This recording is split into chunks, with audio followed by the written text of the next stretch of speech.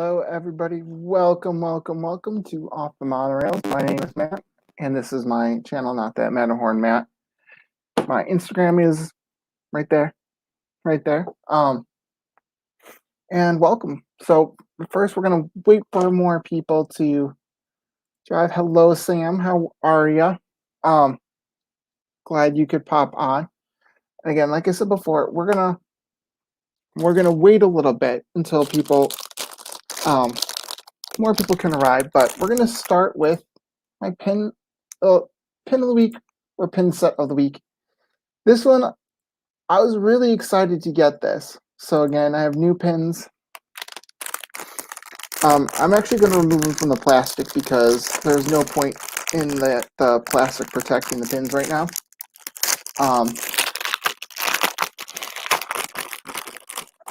Because I believe, oh no, they're okay.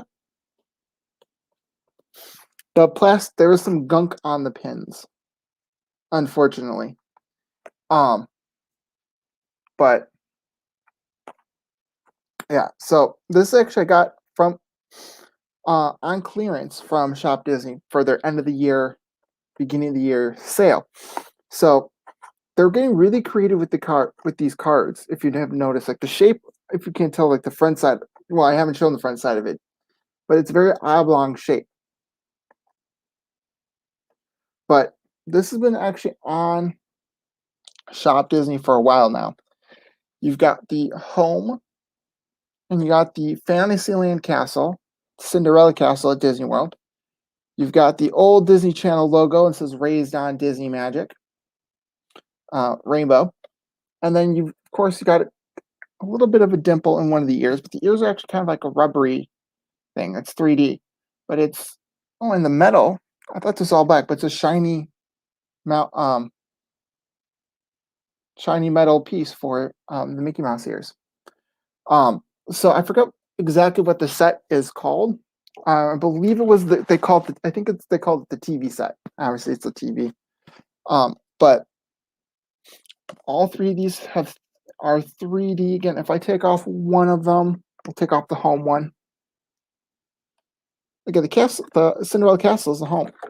This is one of the ones where, again, you got the etched on the background. There's no Mickey waffle pattern on this one. Again, more and more, if it's these open edition ones, you're starting to see that they're not doing the waffle pattern. Again, just to kind of see if it's one, it's got to be all three. Yep, sure enough. So you've got the generic Disney logo. It's a generic background. Again, FAC number, and just the official pin trading logo. It does not have the waffle pattern, which a lot of people, when they're looking for pins, they look for that waffle pattern. But the waffle pattern has so much been reproduced. They're not really putting them on there anymore. But yeah, again, they're making it hard if you have like a pin board. They're making it harder for you guys to put these on a pin board because you got these cool, neat cards that come along with the set. So I don't know, I like it. Again, I collect a lot of rainbow pins, so this is the reason why I got it. Again, mouse ears. Who can resist mouse ears? And against this home. Yeah. So there we go. All right. So a couple little pieces of news, and I took the time for some banners here. So hold on one second. Keep me on topic, because again, it's off the monorail, so I wanted to stay a little bit on topic. First one is Elsa Nearby. Well, again, I'm in the Midwest, and we just had a big snowstorm dumping almost a foot of snow in some areas here. A little bit less, a couple inches less than that. Most areas like 7 to 9 inches of snow. So there is a foot of snow on the ground if you're most places with the snow that we got earlier this week as well. So a lot of kids are excited to play in the snow, but it is cold. Well, it's actually 30 degrees, but it's going to get a lot colder towards the end of the week. So yeah, I don't know. As long as I don't have to shovel the snow, I'm good. So yeah, that's the whole point about is Elsa Nearby, because it is cold. A lot of people, if you're dreaming Disney, you don't want to think of the cold. That's you want to be in the warm. So this is a not so subtle jab at a friend who's coming from Florida up here. So a couple little things to do here. I'll talk about. All right. So 30% DVC pass holder discounts. They're coming back to Disney World on the 2nd of February. Through March. So for about a month, a little bit, month and a day, from February 2nd to March 2nd. If you're an annual pass holder or a DVC member, you get an additional 30% off of all merchandise, or the discount gets up to 30% for the entire month of February. So if you're looking for a Valentine's gift, pins, masks, maybe not the masks, but definitely pins and maybe not this mask, but pins and just merchandise that would be subject to the discount. 30% for the entire month of February into a little bit of March, because February is only 28 days. So they're giving you about the 30-day discount period, which is awesome. Again, you can gift. It's awesome. All right. Next thing I want to talk about, Jungle Cruise. Jungle Cruise is going to get reimagined a little bit. So instead of having these little vignettes, you're basically on like a 14-day cruise, and you're sailing the rivers of the world, or cruising the rivers of the world, and you see all these little different scenes. They're not related. There's going to be one big cohesive storyline, which honestly, the past four times three. Hold on, 3 or 4. Because I'm trying to think if we did Jungle Cruise. Yeah, no, we did do Jungle Cruise last time we were in Florida, back in July. But the last time Jungle Cruise, at least the last 3 times we've been doing Jungle Cruise. I can't remember 2019 if I did or not. But honestly, for me, when the jokes get pretty sad, you can predict the jokes, and they try to switch up the jokes, and you could tell the skippers, like, okay, this person's anticipating. They'll switch up the jokes and catch you off guard, or do a little flip on the joke. So it's definitely time for a refresh. I'm glad to see that they're putting a cohesive storyline. I mean, it's a nice, fun ride. Don't get me wrong, I love it.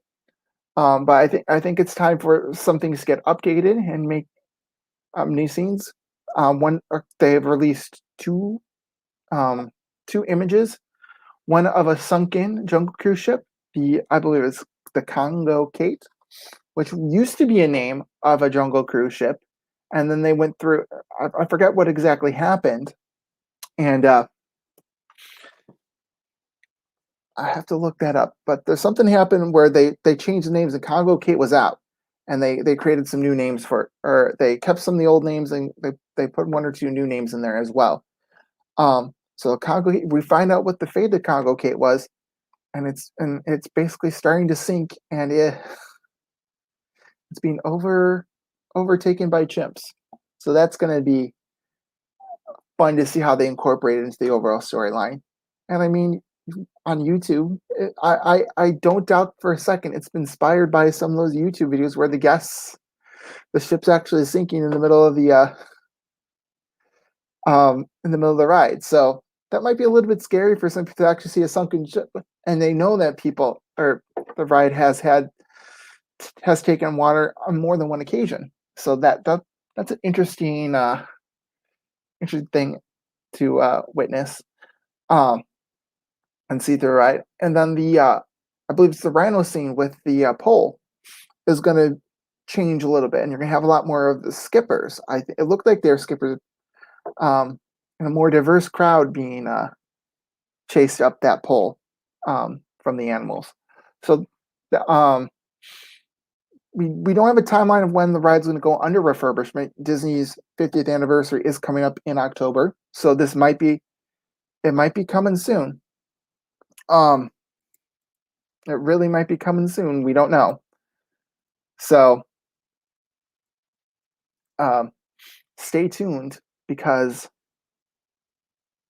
stay tuned because we don't know when that's going to go down, and I'm looking forward to it. Part of it's also with this um, cultural thing, cultural make sure that their put more cultural awareness into the parks.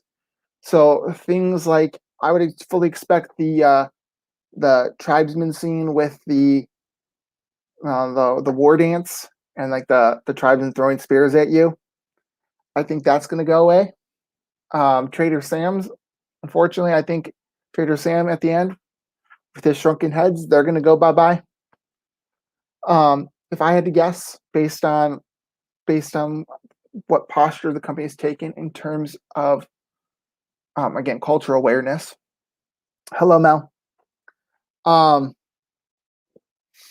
Yeah, so there's gonna be some things where people are gonna be sad to see some of these things go, but overall, I think it's definitely time for a refresh for one of the original rides at Disney World.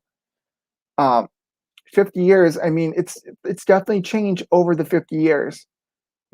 Plus, because it was a ride at Disneyland as well, um, and just it's taken a more humorous turn. Like you got to refresh the ride. So I'm glad. I'm also personally glad that it's. Um, I'm also personally glad that it's um, not going to be tied into the movie because not everything has to be tied into movies that they're making. I'm excited to see the Jungle Cruise movie. Don't get me wrong, but the fact that they're putting this out, it's not going to be tied into the movie. It's you can either take it one or two ways. Way number one, the movie tie-ins that they were planning because they were planning this and presumably scrapped would have been a much more expensive thing to do. Or two, they're not confident in the movie. I would hope that it's just too expensive. I would hope that they would keep the Jingle Cruise as well.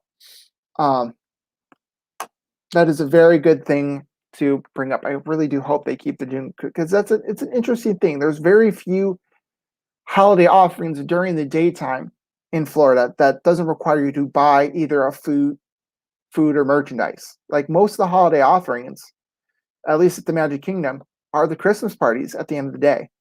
And that's a separate ticket. So having those things ready and available and keeping those little holiday touches, it's not that hard to do. I'm sure it takes them just overnight to put those stuff up. So I really do hope that they incorporate into the new storyline. And I'm looking forward to the fact that the Society of Explorers and Adventurers is probably going to be taking a much bigger role in the Jungle Cruise refurb. If you don't know what the Society of Explorers and Adventurers is, I read one article that basically said it's like the MCU of Disney parks, and it's all over Disney parks around the world. There's tie-ins to the or SEA or Society of Explorers and Adventurers. I'm just gonna call it SEA. At Tokyo Disney Sea, a couple different things. Their Soarin', their version of Soarin' is called Soarin' Fantastic Flight, and it's kind of a steampunk throwback type deal. So it's set in the past with a member. I forget who's running that. Like who's the member of the SCA that created that. Soarin', right? But it's set in the past, but it's Soarin' Fantastic Flights. At Disney Sea, and also the Hotel Hightower, the Tower of Terror, is set the Hotel Hightower, which Harrison Hightower is a member of the SCA as well. So it plays a big role at Tokyo Disney Sea. Mystic Manor, I believe it's Professor Mystic. At Disney or Disneyland Hong Kong, or Hong Kong Disneyland, excuse me. Um, that whole Mystic Manor, it's the storyline set within the realm of the SEA. Um, they tied in Thunder Mountain in Magic Kingdom to SEA. Believe it or not, Barnabas T. Bullion. I like that one too. Um, which, if you haven't noticed that Barnabas T. Bullion, if you're going into the queue of Thunder Mountain, that is Tony Baxter, who created Thunder Mountain, who was one of the big driving forces behind Big Thunder Mountain Railroad. And so I believe he's the mine owner for Big Thunder Mountain in Florida. So again, like you'd think, okay, Society of Adventurers or Explorers and Adventurers, yeah, that would be only kind of Adventureland or type thing. No, Frontierland has that connection, and of course, Mel, not forgetting what you said, Skipper Canteen. Um, um, it has a big tie into the SEA as well. And I believe that is, I forget the backstory now. I ate there. I was looking at all this stuff, and I've heard it before. I don't want to get it wrong, but Skipper Canteen also does have that tie. And the Adventurers Club at Pleasure Island. The Adventurers Club. That's where I think it first kind of was given life. The Adventurers Club on Pleasure Island at the former downtown Disney. It's no longer existing, but that's where I think it got its start. And then, oh, I know where there's another tie-in. It's at Disneyland. Oh, I forget what it is now. It is not the Tiki Juice Bar in front of the Tiki Room, but there is another restaurant next to the Tiki Room. I forget what it is now. Tiki Room, restaurant, Disneyland. Oh, shoot. What is the one that's next to it? I can't remember now. But it's a terrace that overlooks the Jungle Cruise. It's between the Jungle Cruise and the Tiki Room, and it sells some Dole Whips. It doesn't replace the Dole Whips, but it sells Dole Whips.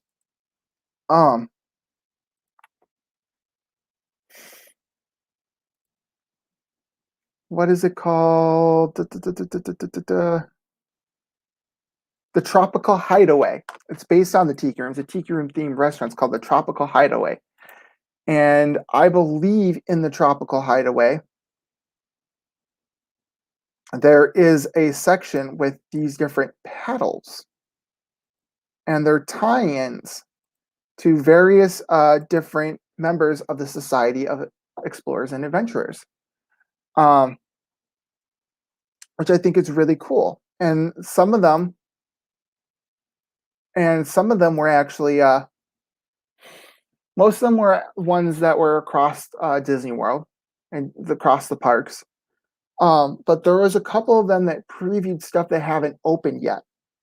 There's a video, Google the Tropical Hideaway Disneyland, and they kind of explore these different artifacts that the Society kind of hung up at the Tropical Hideaway.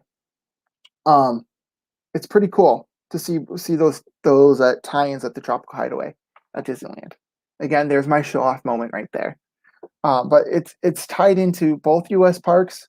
I believe Paris. There's a tie into Paris somehow, and I forget. Maybe it is. I forget what the tie in Paris, but definitely Tokyo, definitely Hong Kong, maybe even Shanghai. But it's really cool. And my next stream, I'll definitely bring that up. Bring that up again because it's a whole Disney Parks universe, kind of like the Pixar universe.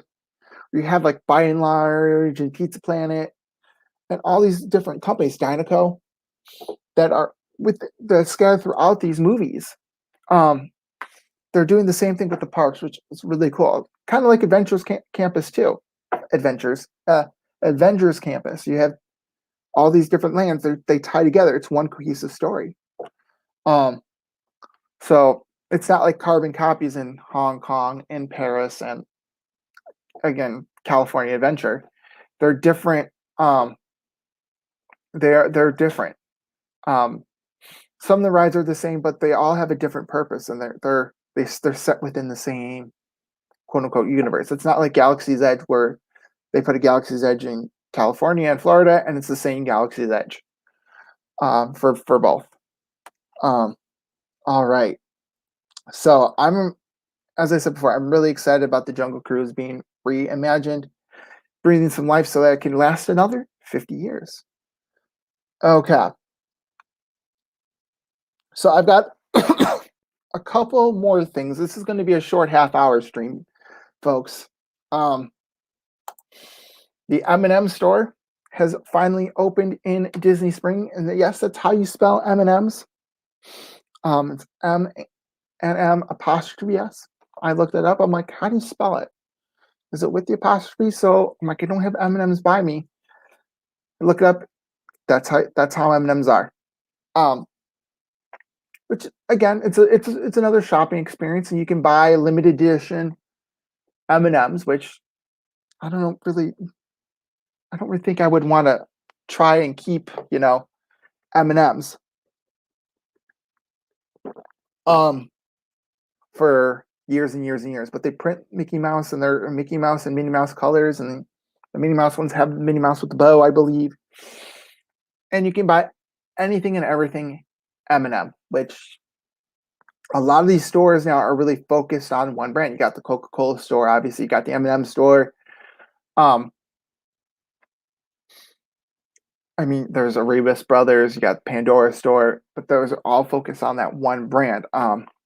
Which is cool, and it makes it destination shopping. Like, oh, the M&M store. You're like, your malls don't have M&M stores, pretty much, for the most part, at least not the ones near me. So it makes it kind of unique to draw people to Disney Springs. So M&M store now open. Visit it next time you're down there. The next one, the Grand Fiesta Tour is starting the 3. Yeah, I switched Caballeros to the 3 cardboard cutouts because if you haven't noticed, it's all over the Disney news sites. They were a few within the past week. The Donald animatronic was removed for refurbishment, and originally was just a potted plant with a sombrero on it, and then they took that away. But now all 3 of the 3 Caballeros are gone and replaced with cardboard cutouts. Now, we don't know if it's going to be permanently cardboard cutouts or they're working on these animatronics to finally improve them, or I don't know. But those animatronics are almost 50 years old. They'll be 50 years old on October 1st, because they originally in the Mickey Mouse Revue, which was an opening day attraction at Disney World. So those 3 animatronics really have a story, because originally they were in Magic Kingdom, and then I believe the Mickey Mouse Revue closed in the 1980s. In the 1980s, the Mickey Mouse Revue was then flown over to Tokyo Disneyland, and it opened in Tokyo Disneyland. And then I forget when it finally ended that attraction ended its course. But it was, again, they took it down. They kept those animatronics, Jose, Panchito, and of course Donald. Jose is also another animatronic that really has been having a lot of trouble. Panchito is the only one that hasn't been, but I think they took all 3 down as a precaution. It could be that Jose started acting up. You never know. Jose could have started acting up before park opened one day. That could have been the case. Yep. The non-singing birds are better than paper. I would totally agree. Or if you remember when it first opened, this was my last trip to Disney before a long hiatus in 2011.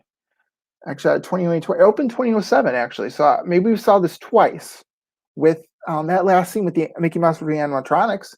It was really that where you see that curtain behind them was originally a video screen. Like, if you notice, there's video screens throughout the entire ride. And that's how the story plays out. It's through video, and they superimpose the cartoon characters onto real places in Mexico and real scenes in Mexico. Um, and at the end, it used to be a video of just the three caballeros singing and a video screen. So I don't know if that video screen still exists behind them. I At this point, my guess is no, because there's cardboard cutouts. But it like anything, really anything would be better. Like, just don't even have like don't even have the cardboard cut. Just stop playing the music. Stop having them sing. Like, that is cheap. Like, if you're gonna, like, honestly, what's the point of the finale if there's cardboard cutouts? I mean, this is horrible. Like, honestly, if this was early 2000s and you're having some trouble here with animatronics, that ride should be closed. It really should be closed, because that's a central part of the ride. I'm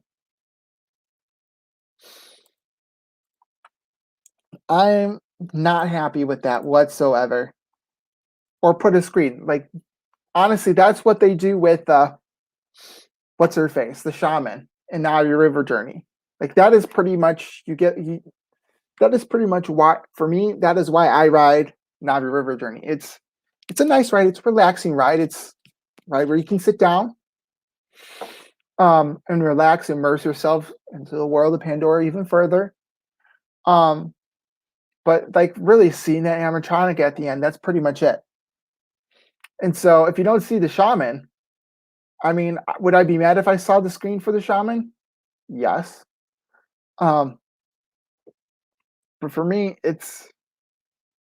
I hate to say this, but it's not one of my favorite attractions. I think it's one of the, if I had to rate Navi River Journey, it would be towards the bottom of my list. But again, I do agree. Anything is better than a cardboard cutout. All right, so my final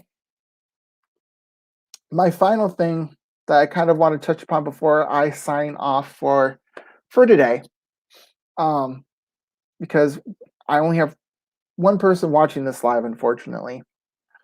The Peoplemover refurbishment has been extended again. No one can conquer the Peoplemover. No one can conquer it if it's not running. So it's been extended for another month to the end of February.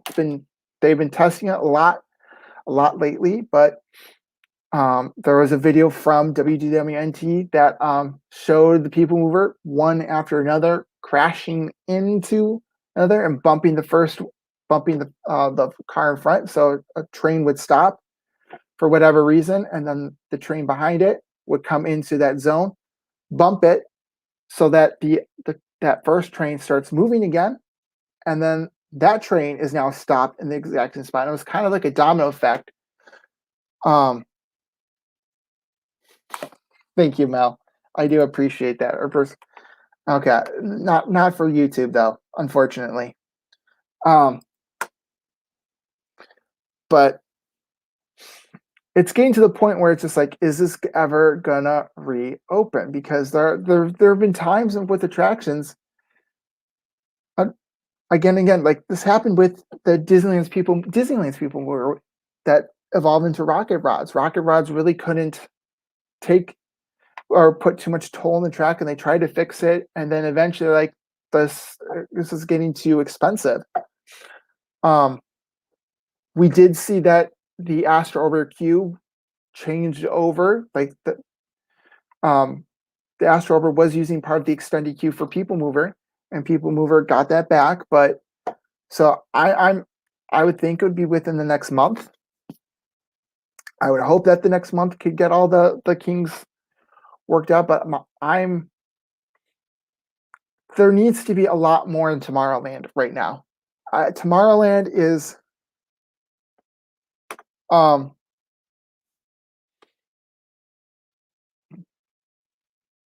Yeah. Well, that's for any honestly, that's for any ride though. Um, what what people don't know is that the cars are designed to bump into each other. So when the ride goes down, like those cars, they don't have any motors, they don't have any brakes. The only motors, the thing that's propelling those cars is embedded into the infrastructure, embedded to the track. Um, so if the motors go down, that's how the train stops, and it's a slow, slow stop. Um, and if the motors turn off when the trains are in the right place, it's bumper trains, and it happens all the time. It happened even before the invention of cell phones and YouTube and the internet. Like, so people are like, "Oh, this is a much more recent phenomenon." It really isn't. It really isn't. Um, but it's getting more attention because it's slap and then it's bumped because people don't expect it. So um, I believe it was Braden from Mickey V's News was saying that he believes that the whole purpose of why this or what he was hearing, the whole purpose of why the People Mover went on refurbishment was because of bumper trains, and they're trying to update the computer systems so that bumper trains don't happen anymore. But obviously, from what we saw like a week or two ago, um, it's still going on. So hopefully, it doesn't meet the fate of the Disneyland People Mover, where they keep saying, "Oh, it'll be back soon. It'll be back soon." Because right now, it's been closed for 11 months, almost 11 months now. It'll be a year in March. Um, we want our People Mover back. It is a nice leisurely ride around Tomorrowland, and it brings so much kinetic energy to that land. Um, I just remember when the 1994 version of Tomorrowland opened, and kind of walking through that whole place. Um, just seeing all the lights flashing, and like they had the strobe lights, like kind of like spinny cop car kind of lights towards the top, and all these lights and sounds and just parts moving around, and that retro futuristic Tomorrowland sign that they replaced. The like the again, I wouldn't call it steampunk, but the 1920s vision of the future. Hello, Sam. Welcome back. Hopefully you had fun in Magic Kingdom. Um, and just to kind of see everything being torn apart, and then the pandemic happened, and they're leaving stuff the way it looks like a mess. Stitch hasn't been open for years, and it's been torn apart. There's really nothing there. You've got the laugh floor, which it's not opening up anytime soon. People Mover, again with the People Mover, that's gone. Sorry, I'm looking at the edge of my pin here, and I think there's a little bit of a nick at the side. Oh no. Or maybe that's just where, I don't know. Sorry, got distracted there. But you've got no People Mover.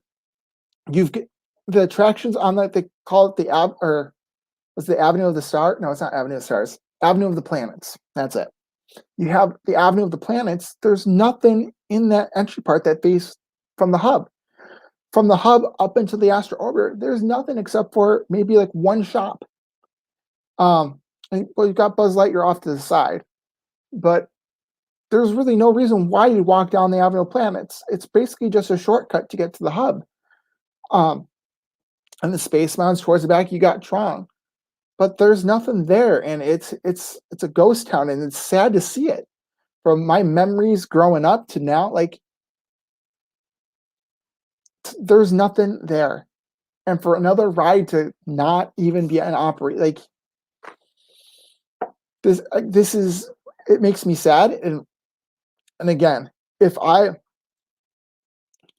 were a Disney executive, and if this were I hate to think if this was during the Eisner era. Excuse me, this burp right there. This was during the Eisner era. That wouldn't have been down. Like they would have had a replacement by now for at least one of the two. Yeah, they for one point it was a Stitch meet and greet. But they can definitely do something with that building. It might have to be a show. And they have two places for shows or kind of reimagine the stuff. But they can definitely do something. It's just are we going to see anything soon because of their money problems? That they're having or the cash flow issues because of the pandemic? Maybe a while for that to happen. So on that note, I did have round 2 of my keep it or kick it game going forward here, but no one's here. So on that note, I will not be streaming on Super Bowl Sunday because it is Super Bowl Sunday. So I don't think a lot of people will be watching. I will see you next time.